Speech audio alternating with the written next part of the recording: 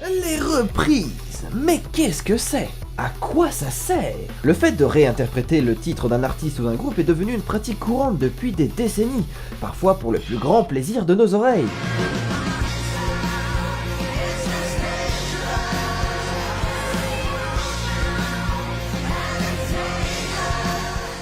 Et d'autres fois, ben c'est pas vraiment ça.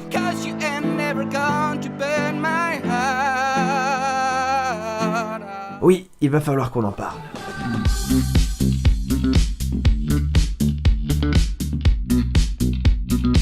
Pour les plus fidèles d'entre vous, vous savez déjà probablement que ce sujet a déjà été traité dans une très ancienne vidéo il y a maintenant 3 ans. Je vous explique les raisons sérieuses du pourquoi du comment dans la description de cette vidéo, mais je pense très sincèrement que dans la vie, il faut parfois savoir corriger les erreurs du passé. Ah, l'été, le soleil, la plage, la chaleur de la plage et du soleil.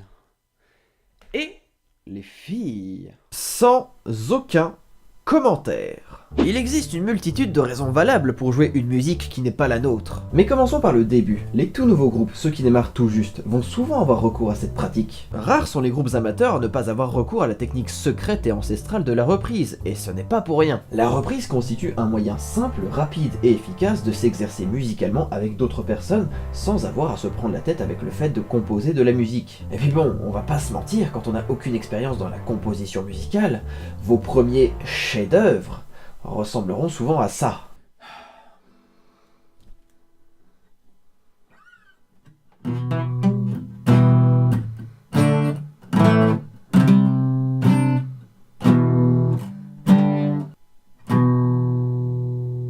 Et vous savez quoi?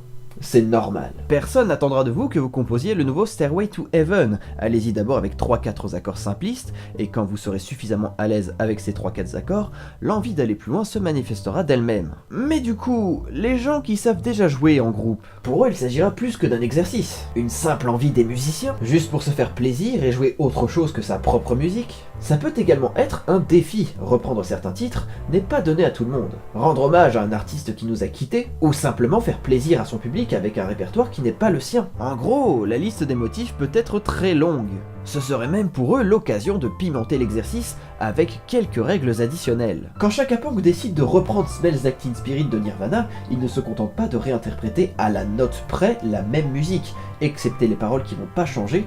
Toute la musique a été réécrite du début jusqu'à la fin. C'est tout un corps de choristes et de violons qui les accompagne pour non pas seulement réinterpréter une musique, mais aussi se l'approprier avec ses codes musicaux, son propre style et tout ce qui s'ensuit. Et après ça, qu'est-ce que vous voulez que le petit Grégoire fasse à côté de ce travail qui a demandé des heures de répétition? Bah une reprise piano-voix de Don't Look Back in Anger de Oasis, bien sûr.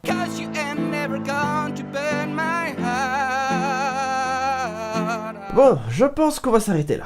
Il y a une énorme différence entre une reprise enregistrée dans un studio de télévision avec du matériel très pro qui va jusqu'à rajouter des instruments absents lors de la composition d'origine, des dizaines de violons et de choristes avec une réécriture quasi totale de la chanson, et une reprise piano-chant jouée en plein milieu de la journée dans une gare avec l'écho et le bruit permanent de la foule qui englobe le tout. Je vous y vois bien, vous, à essayer de faire de la musique avec tout ce bruit. Le pauvre! Même lui, il avait du mal à s'entendre chanter. C'est peut-être d'ailleurs pour ça qu'il s'est pas arrêté avant. Et justement, des manières de faire des reprises, il en existe une quantité infinie. Transformer un morceau hard rock en ballade calme peut être possible avec la reprise. Please do something quick.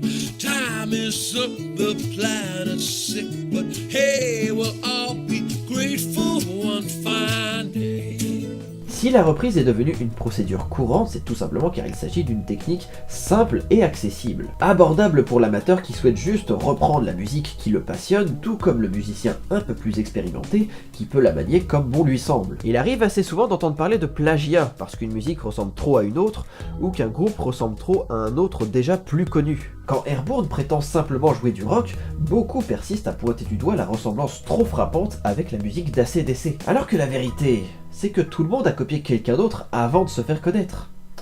Tout simplement parce que c'est en copiant qu'on apprend le plus efficacement et le plus facilement. On apprend les règles, ensuite on apprend à les maîtriser, et enfin on modifie les règles apprises pour s'en servir de la manière que l'on souhaite.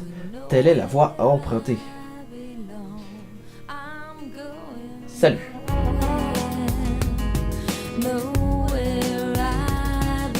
Hey, merci d'être resté jusqu'ici. Vous êtes de plus en plus nombreux à vous abonner à cette chaîne, sachez que ça me fait vraiment chaud au cœur. Merci beaucoup. On était à moins de 500 il y a quelques mois et on est déjà presque à 750. Merci beaucoup, vraiment. Je suis à fond sur plein de projets en ce moment et sur les prochaines vidéos et ça me motive énormément de voir tant de personnes nous rejoindre. N'hésitez pas à laisser un petit commentaire, ça me fera toujours plaisir et de partager les vidéos de cette chaîne autour de vous. Ça m'est d'une aide précieuse, vous imaginez pas à quel point. On se retrouve dans quelques jours pour la critique d'un album, probablement celui que j'attends le plus de l'année 2017. Merci encore pour tout votre soutien, c'était Charlie Stradlin.